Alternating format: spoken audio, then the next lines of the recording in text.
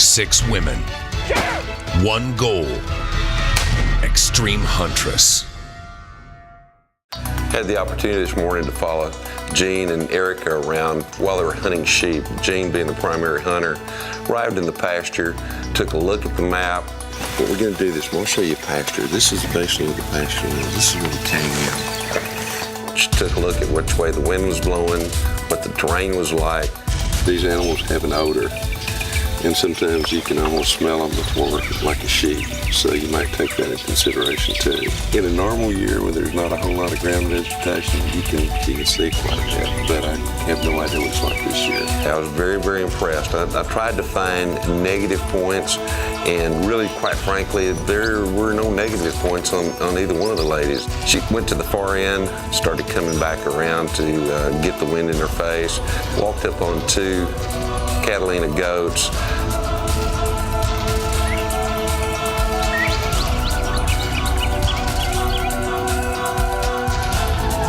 I chose Erica to hunt with, and she had good advice.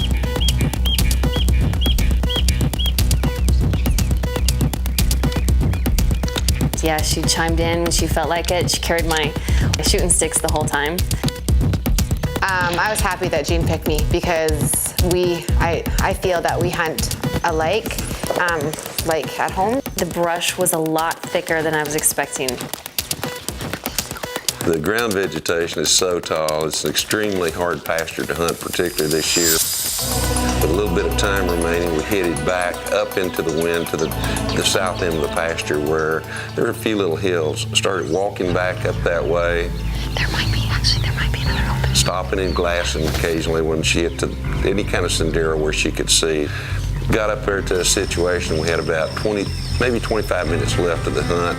She made a decision which way to go, and with that little bit of time, eased up a little way and spotted several rams.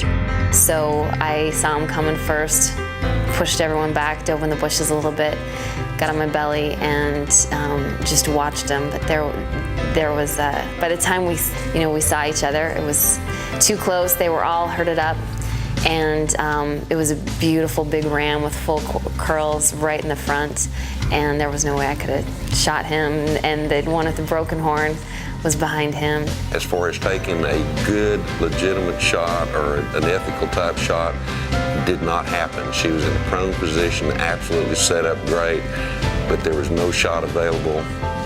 The wind turned just a little bit and the ram spooked, and we came back in. Why didn't you take the shot? I saw the broken horn. He was the second shoot back, but I didn't get the okay. I wasn't sure if you guys saw him, and plus it was around a whole herd of animals too. So we'll start with Erica first. Absolutely a great help to Jean. They conversed the entire time, very, very quietly, I might add, but obviously they got along extremely well. She was very helpful, did not move when she wasn't supposed to moved when she needed to. Obviously, she knows a lot about hunting. Yeah, we just had good interaction, and I'd look forward to hunting with her again. Get the full Extreme Huntress experience from dangerous game to the biathlon with the app, available for Android and iPhone. Century Arms has made the world's most reliable rifle better. We believe that anything can be made better when you throw the might of American manufacturing behind it. Our engineers, who formerly built America's warplanes, begin working on a new set of prints. Stronger materials, the best coating, modern engineering, tighter tolerances with parts designed from the ground up to work together the correct way. Welcome to the world of the American AK. I think Shannon's got really good instincts. I think this is all new sort of hunting for her. I can definitely see that she hunts out in BC, in the mountains, in big open spaces. Shannon was after a management Rusa deer. They've got some really old ones in there. She'd never seen a Rusa deer before, so ahead of time we had to describe what the animal looked like. We're gonna run into that stream, and that's what the stream, I wanna go up to the left. I think that also affected the hunt a little bit because she didn't know what the spoor looked like or what the tracks looked like. Yeah, I wish I knew the identification of this cat. There was elements to this hunt that I'm not used to. She had some good advice. She was giving Jen some tips along the way. Step on the vegetation, not on the rocks. It'll be quieter. So that's why I'm trying to step on some of the vegetation. But I think she's really new to hunting in thick brush, also on flat land. Really down here and kind of big, maybe because this is pretty thick. I think Shannon's got really good instincts. I think she is a good huntress. I hunt thick brush, but this was beyond thick brush. She went to the perimeter of the area, and there's not a lot of animals there. Didn't give us a lot of options for success. Everything pokes you, sticks you, bites you, gets in your face. Those are the only two deadly ones I have to worry about. So if one bites me, you're gonna suck the venom out of my hand. She also sat and waited out every animal that spotted us. I think they're gonna win this stare down contest.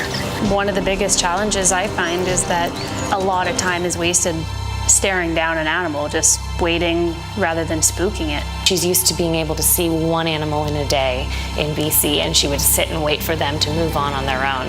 But here, when you've got such a dense concentration of animals, if you waste 15 minutes on every set of eyes that sees you, you're not going to get anything done. I think also there's just a lot more eyes than she's used to. I think in BC, she sees one animal, or maybe nothing, and here you've got a herd of 30 staring at you, and she really didn't know what to do. Jen is primarily an archery hunter, so I thought with Jen that it would be an advantage to have her there, because my biggest pet peeve is I'm using every muscle in my leg to be so quiet and be light on my foot, and then when somebody's behind you just kicking rocks, and that's just, it bothers me as a hunter. I didn't get chosen by anybody. I was last by default.